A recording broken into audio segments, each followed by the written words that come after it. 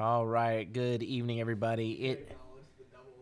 I will. It is Wednesday, October the 19th, 2022. Sorry about that. In that pre-service music, all of a sudden it was like, what's the deal with the chaotic music? And it was playing. Anyway, it's hard to explain, but it was playing in two different tabs on the primary computer, but at two different places, and it was just chaos. So sorry about that. But let me say hello to everybody. Hi to my mom. I love you, Mama. Hope you're doing well. I'll be over to see you after this, and we can watch tonight's Yankees game, which is going on right now, but I don't know what's going on, so I won't know until after this.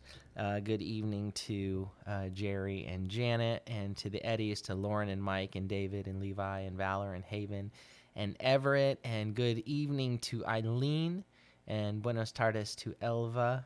Hope you guys are doing well, and to Jerry and Janet. It's good to see you guys, and hello to Dayspring and to Rachel as well. Hello to Pastor and Sister Martinez, to Richard and Ellen, to Elizabeth and Jesse. Good evening I'm going to say good evening in advance to Kathleen, who's at the hospital with one of her daughters, her daughter fell and hurt her knee. And so be praying, if you could pray for Kathleen's daughter, Nini. Good evening to Kelly Kenfield and to Kelly and Melody Woods. And let me see. And hello to Barbara. Barbara Callahan. I'm sorry. And I think for right now that's it. And hello to Misty. All right. Well, we are in. Oops, that's the wrong thing. The title of the Daily Manna today is Look Upward, then Listen, or Shema, and then Look Inward. All right, that's if we want to become who the Lord wants us to be, then the way that if we want genuine transformation to occur, not simply decoration, but transformation, then we start by looking upward, looking to Him, listening to Him, saying, Lord, speak to me. Listening, be slow to speak, quick to listen, right? And then look inward. After hearing what He says, what is He saying? Seeing who He is, hearing what He says, what is He wanting to do in me? And so we're going to start off here in Psalm 19. Is obviously a very famous psalm. Psalm 19 is a psalm of David. The heavens declare the glory of God. And that the word for declare is that they measure, they count, they measure out the glory of God. And the sky discloses or shows His handiwork. Day to day they speak, and it uses the word for speak as they gush forth, they bubble forth. Day to day they gush forth an omer, a word, a promise, a command. So the heavens are disclosing, are enumerating, measuring out, just giving us a picture of His glory, right? The skies, look up, and the sky discloses what He does with His hands, the work of His hands. Every day they gush forth words, right? They speak, they gush forth or pour forth words. Night to night, they reveal. So night to night, it says they reveal, and again, they make known knowledge. They make known. It uses the word yad. The root word is yada, is yechue da'at. They make known knowledge or intimacy. There's no speech, nor words where their voice goes unheard. Ein omer ve'ein devarim beli. It says there are no commands, and there are no words in them where their voice goes unheard. So when you look up, when we look at His handiwork, we see what in theology we talk about when there's talks about two kinds of revelation, right? So here in the beginning of Psalm 19, we have what you call general revelation. This is available. This is available to everyone. No, everyone has been given a general revelation of God. The heavens declare the glory of God. The sky gushes for, or discloses, it reveals, revelation, it reveals his handiwork. Every day, these things gush forth words. Every night, they disclose or they make known the knowledge of him, intimacy. And there's nowhere, right? There's no speech.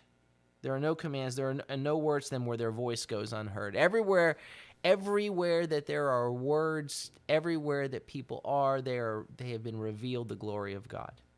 And so there's this opening focus on creation. And it's not really on creation. It's on what creation is saying, right? The dome of the sky is counting out, measuring the glory of God. Can you count the stars, right? Count them if you can. You can't. And science continually reveals, I don't know the numbers that they talk about, billions of billions of billions of billions. It's just beyond our comprehension. Every day they gush forth the promises of God, right? The dependability of the rising sun every day. On every day, on every occasion, right? Creation is showing the faithfulness of God's promises. And every night they reveal an intimacy. They reveal knowledge, but it isn't just knowledge. It's Adonai is revealed. He's made known, right? God's creation resounds with a speech that human beings can neither hear. We can't hear it, right? But the creation is speaking in a way that we can hear fully. There is no speech. There are no words, right? They're not giving instructions or commands. Like the voice of these things is not shemad. It doesn't give us what we truly, what we can hear and heed fully. And so you have where Israel's neighbors, the rest of the world, they worshiped the sun and the moon and the stars and so on as divine beings, right? But the writer of Psalms, David, knows that the Creator is the one true God, and that these things they declare they aren't to be worshipped. They point to the one who is to be worshipped. It says their voice has gone out to all the earth, and their words to the end of the world. In the heavens he pitched a tent for the sun. It's like a bridegroom coming out of his bridal chamber. It's like a strong man rejoicing to run his course. It rises at one end of the heavens and makes its circuit to the other end. Nothing is hidden from its heat. So here's the thing, right? Everything that we see is declaring and revealing God. And yet we can't discern it. We can't fully discern what it reveals. And so in his kindness, the Lord then gave us instructions that we can discern, that we can understand, which is his word, the Torah. The Torah of Adonai, the instruction of Adonai is perfect or complete. It's tamim, it's whole. There's a simplicity to it as well as, there's an integrity to it, tamim, restoring the soul. The testimony of Adonai is true or trustworthy. Emunah is faithful, right? What he has declared, the witness, the precepts of the testimony of Adonai is Emunah, is trustworthy or faithful, making the naive wise, making the simple or the naive wise. Verse 9, the precepts of Adonai are right or righteous, giving joy to the heart. The mitzvot, the commands of Adonai are pure, right? They're purifying, they purge, they sift. They're pure, giving light to the eyes. The fear of Adonai is clean or cleansing, enduring forever. The mishpat, the judgments, the justice, the righteous judgments of Adonai are true, and in altogether or yachad, in unity, they are righteous. They are more desirable than gold. Yes, more than much pure gold. It's interesting, 2 days ago it was Simchat Torah, and so we were focusing on the rejoicing in the light, the instructions that God has given us. And then yesterday, we looked at Psalm 78, which had a real focus on, we read about it on Monday. And then today, Psalm 19, talking about the instructions of the Lord, right? More than all the things that people run after, or more than pure gold, or more than the things we crave, sweeter than the honey and the drippings of the honeycomb. But beyond that, verse 12, moreover, by them is your servant warned. And the language here, nitzar, for warn, it's language that it has to do with an enlightening, like a light is shown. A light is shined upon it. It's made clear or bright. So by them, by his instructions, your servant, it shines a light on what you need to see. In keeping them, there is great reward. Right? There is, interestingly, the word for reward here is the word for Yaakov, Jacob. To seize or to grab the heel, right? So the idea is you grab the heel to get ahead. So in keeping his commands, that's true getting ahead. There is great reward, great getting ahead, big time getting ahead. Like what you actually want, what you actually need is by his words. So then in these next verses, it points out what his word does for us, right? The how your servant is warned, or where the light shines. It says, who can get it, who can discern his wanderings or his errors? Right? Most of us, when we walk according to our own ways, yesterday we looked at this passage in Psalm 78 dealing with the riddle, right? The very difficult riddle of our interactions with God. The one side of the riddle is, how can he be so beautiful and wonderful and amazing and patient and kind to us when we are so stubborn and rebellious and maddening? And then the other side of the riddle is, why are we so stubborn and rebellious and maddening? And why are we so foolish when he is so loving and kind and gracious?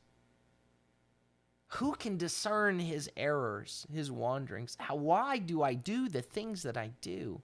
What's the deal with me? I don't get it.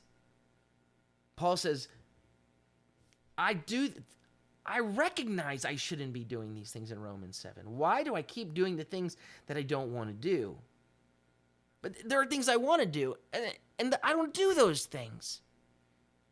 But there's a part of me, he says, that because I recognize I want to do these things, but I don't, or I want to do these things, but I don't do them. And these things I don't want to do, but I keep doing them. So that part of me recognizes I shouldn't be doing those, and I should be. Because the Lord has revealed by his word what I should and shouldn't be doing. But everything in my nature goes opposite to that. If I give into my nature, that me first nature, I won't discern my errors because it feels totally natural. Me first feels natural. Why would I give of myself when there's nothing for me to gain? Why would I give of myself selflessly? Why would I put others before me? Right? That's all. While we may do those things, we do them not because it's in our nature to do them, but because the Lord's word has revealed that to us, and we're wanting to walk according to his word. But without his word, who could discern his wanderings? We would just wander selfishly. It says, who can get it? Who can discern his errors, his wanderings? Cleanse me, acquit me of hidden faults. I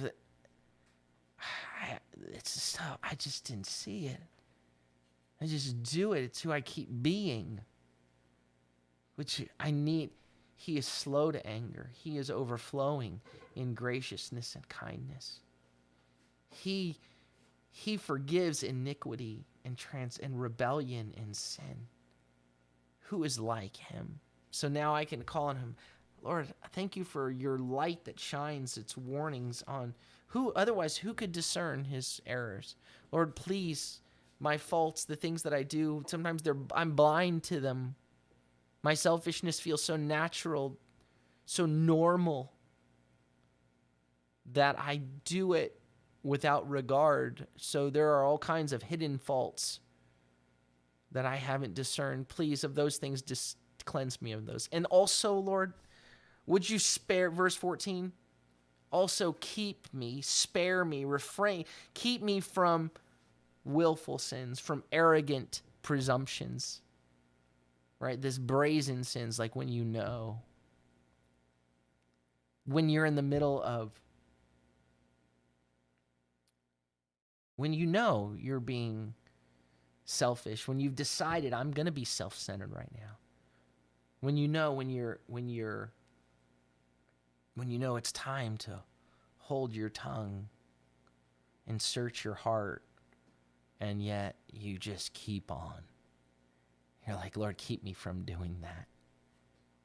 May those things not have dominion over me. And interestingly, the word for rule over me, may they not rule over me. It's the word that can be for a ruler, but it's also it's like a word for a proverb. So may they not be like a proverb that's sort of mocking me, or may these things not rule over me. So my hidden faults and then my willful sins, if you'll keep me from the hidden stuff, and then or cleanse me from the hidden stuff and help keep me from the willful stuff, that my own will would not rule over me. Then I'd be blameless, right? Then I would be tamam, complete, blameless, innocent. So tamam, the law of the Lord is complete, is perfect, and that your word makes me whole and tamam. Your word is tamim, and it makes me tamam. And I'll be blameless, whole from great transgression. Right? So look upward. Look at the stars in the sky. Look at his handiwork. And then listen. Listen. What are you saying, Lord? And then look inward. Lord, reveal to me. Let your light, your word warns me. It shines a light on that stuff, on my hidden stuff, on my willful stuff. I don't want that stuff to rule over me. Lord, may the words of my mouth, verse 15, may the things that everyone can see and the place from which it comes from, may the words of my mouth and the meditations of my heart, the thoughts of my heart this is the starting point. This is the wellspring from which this is gushing forth. So may the words of my mouth and the place from which it comes and the meditation of my heart be acceptable or favorable, pleasing before you, Adonai, my rock and my redeemer. And we come to Psalm 139, which is, it's like both of these. Sometimes we'll look at a psalm and we'll go, this is one that a lot of people don't pay attention to. This was, I think Psalm 26 wasn't really one of my favorites, but now it is one of my favorites. Not a lot of people know about it. Psalm 139, Psalm 19, these are two, all-time hits. They would be on a Time Life CD set, Psalm 139 says, Adonai, you searched me. You explored, you examined me, you spied me out, as the eye, and you know me. You have perceived me. You examined me, and you see me. You perceive me. You understand me. You know. Verse 2, whenever I sit down or stand up, you know it, right? And it's this emphatic you here. You yourself. The opening word, actually, of the verse is you. Ata. You know when I sit and my standing, right? You yourself know it. You discern, you perceive, you understand my thoughts from afar, right? So you see my actions and you know what's going on inside of me from a long way off, from long ago even. From afar can mean from a distant place or even from long ago.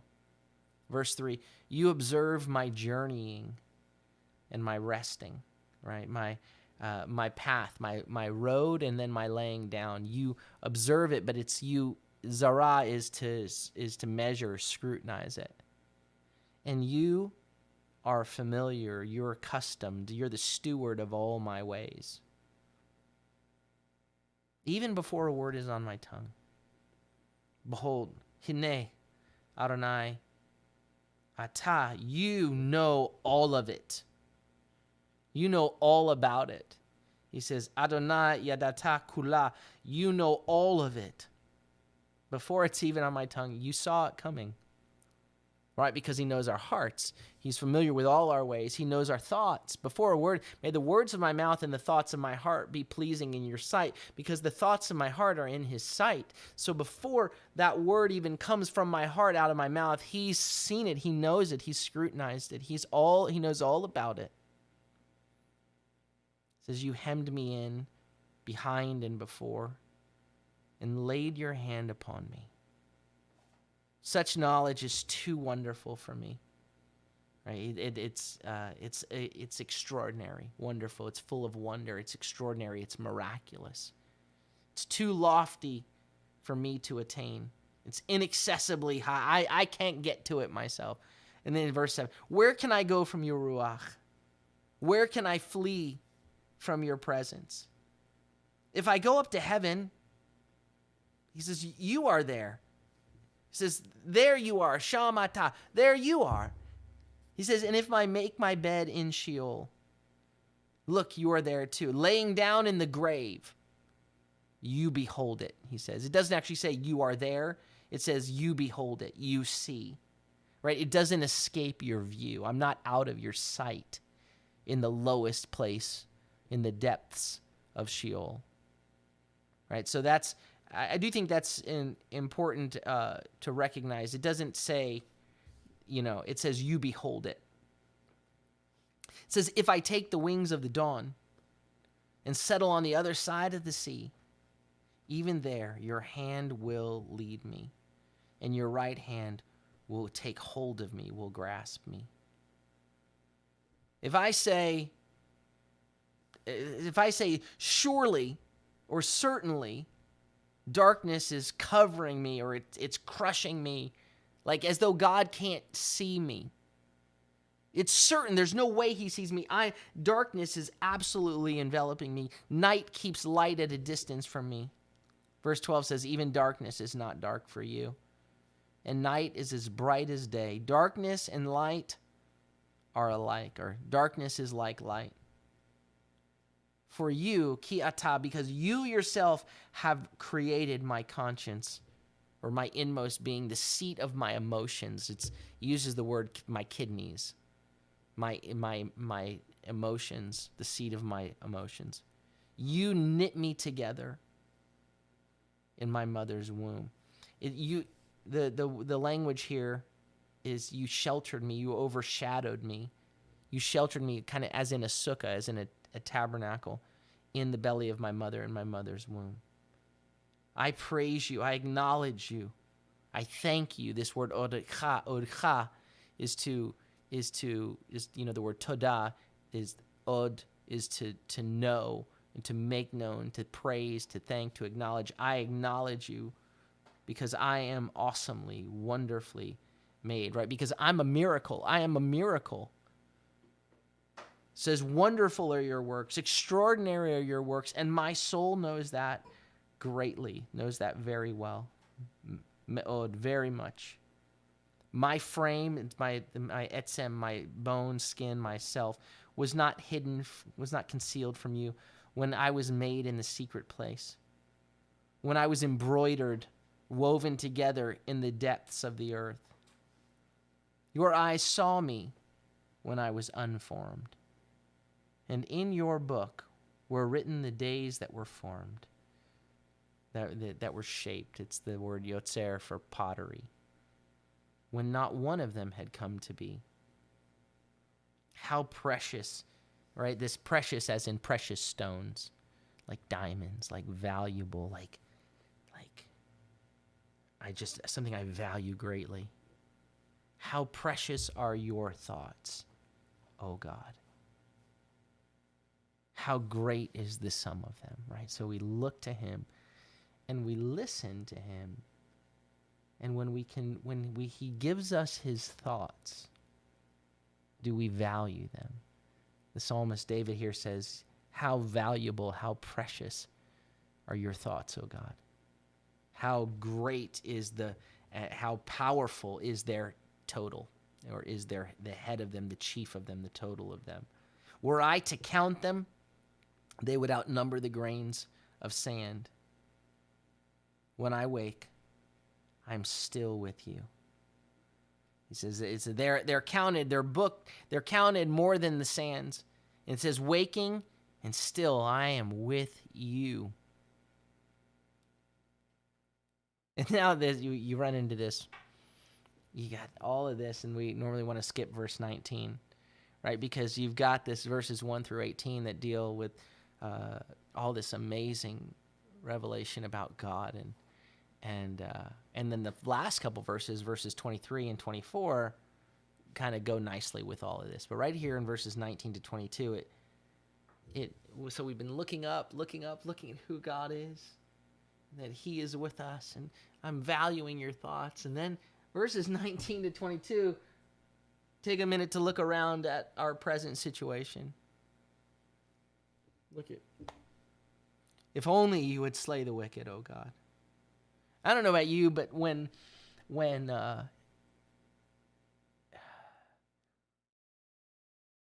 for me, sometimes it's not about, yes, we see wickedness in the world, and it's just maddening, and there's so much wickedness that's rooted in selfishness. But there are times when our own selfishness displays itself in destructive ways.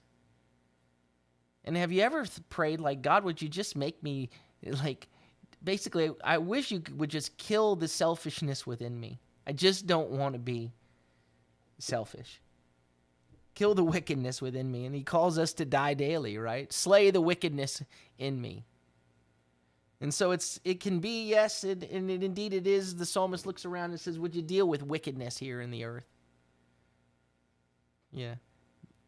Away from me, you bloody men.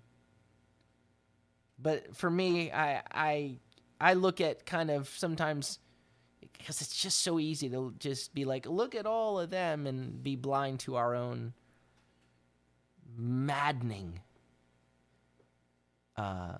cycles of selfishness, right? That maddening riddle. But he says, he looks away from me, you bloody men, for they speak about you with wicked intent. Your enemies reproach you in vain, right? Your enemies are, they speak of you with any evil plans. Your enemies are lifting up emptiness. Lifting up emptiness. He says, verse 21, Do I not hate those who hate you, Adonai? Do I not loathe those who rise against you? He says, I hate them with total hatred. I consider them my enemies. So you go from this, like, this confession of trust in verse, earlier, to this kind of shocking height of hating enemies with a perfect hatred, with a total hatred. And so these concluding words, they echo the confession at the beginning of the poem that says, Lord, will you search me and know me? So that's the issue. He's looking around at the hatred and the wickedness around. I hate all that. I hate that. I hate it completely. And then at the same time, it's like we saw in Psalm 19, where he talks about his own hidden faults, what he doesn't see in himself.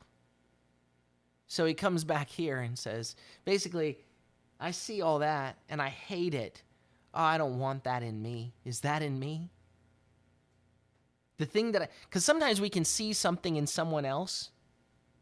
You know, we have terms of sometimes we will actually very much hate our own faults in someone else. You know, I've mentioned this in the past where, you know, where Yeshua says, why are you judging the speck in your brother's eye when you should be dealing with the log in your own? That's paraphrased. And we recognize that speck. We hate it. It drives us crazy because it's really familiar to something in our own lives that we may or may not be familiar with, we may not be recognizing. And so when he looks around at the specks and it looks bad and it's like, I hate it completely. And he comes back and says, but can you check my eyes, Lord? Search me. Explore me, right? Probe me, research me, oh God, and know my heart. Examine me, right? This word examine, to test as one tests metal, like through the fire. And know my anxious thoughts or my disquieting thoughts. And see if there is any offensive way within me. There's a way of pain, a way of offense, a way of grief in me. And lead me in the everlasting way. Right? So at the end, it's again, you're looking up. Look at who you are. Look at where, if just praising you, recognizing you. Listen to what the Lord says. And then say, Lord, search me and know me. Search my heart and know me. So as we're closing today, I'm going to say hello to everybody here in a second. But I've put in I'll put it in the chat as well. But I've put in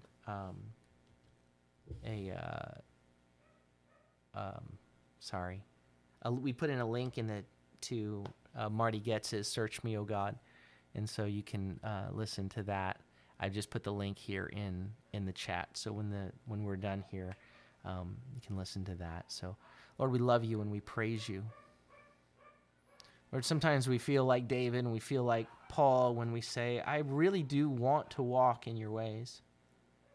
There are things I want to be like you, and yet I can be relentlessly selfish. Lord, would you search me? Would you know me? Why do I keep doing the things I don't want to do, and the things I don't want to do I keep doing?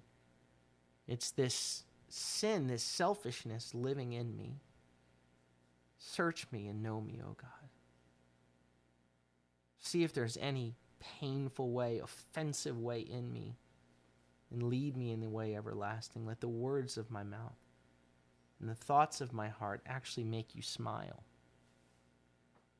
I want you to be pleased, O Lord, my strength and my Redeemer. Amen. Well, let me say hello to anybody I missed. Good evening again good evening to Tina, to Ron and Amy, to Sonia and Margarita. Good evening to Joshua. Hope you guys are all doing well. And let's see here. See if there's anybody here. No, I don't think so. All right. Well, may the Lord bless you and keep you. May the Lord make his face to shine upon you and be gracious unto you. May the Lord lift up his countenance upon you and give you peace. Shalom, shalom. Have a beautiful evening. Make sure, just take a minute and play that. Click on that link and just take a moment and listen to that song and just pray that before the Lord. Amen? All right. Shalom, shalom.